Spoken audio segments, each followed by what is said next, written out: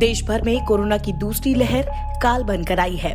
कई जानी मानी हस्तियां अपने अपने स्तर पर मदद की कोशिश भी कर रहे हैं। ऐसा ही कुछ करने की कोशिश की national award winning actor Anupam Kher ने।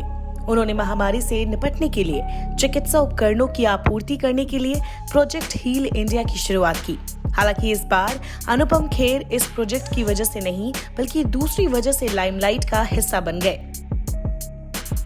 हाल ही में एक इंटरव्यू के दौरान अनुपम ने कहा कि इस महामारी की वजह से देश में जो हालात पैदा हो गए हैं उसके लिए अब सरकार को जिम्मेदार ठहराना आवश्यक है और ऐसा करना अवैध नजर आता है।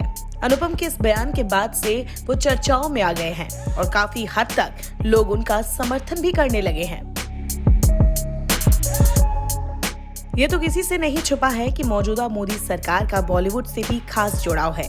अनुपम खेर उन हस्तियों में शामिल हैं जो खुलकर मोदी सरकार का समर्थन करते हुए नजर आते हैं। कई बार इसके लिए उनकी आलोचना भी हुई है।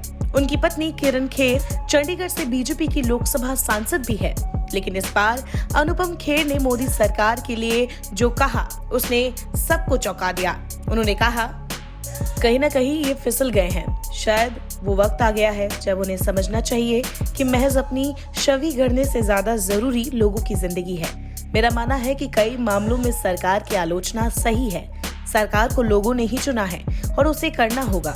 मैं मानता हूँ कि जो अमानवीय होगा वही गंगा में बहती लाशों से प्रभावित नहीं होगा, लेकिन इस चीज का कोई दूसरी पार्टी अपने फायदे के लिए इस्तेमाल करे ये भी ठीक नहीं है।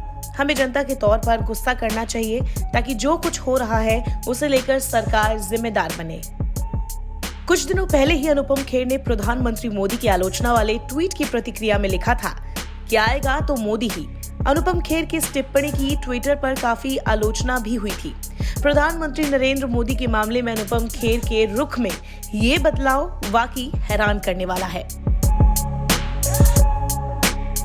भारत में कोरोना की दूसरी लहर जानलेवा और त्रासद साबित हुई है। भारत की स्वास्थ्य सेवा बुरी तरह से ठप हो गई है और बुनियादी जरूरतों के लिए भी अस्पताल जूझ रहे हैं।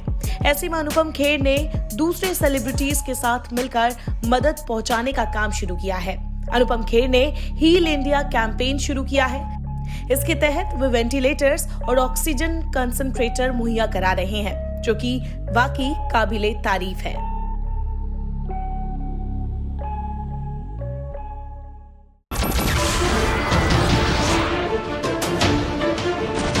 नमस्कार, मैं हूं मानक गुप्ता। अगर आपको हमारा ये वीडियो पसंद आया हो तो इसे लाइक और शेयर जरूर करें और हाँ, हमें सब्सक्राइब और फॉलो करना ना भूलें ताकि आप देश और दुनिया की कोई खबर मिस ना करें। तो जुड़े रहिए हमारे साथ और देखते रहिए न्यूज़ 24।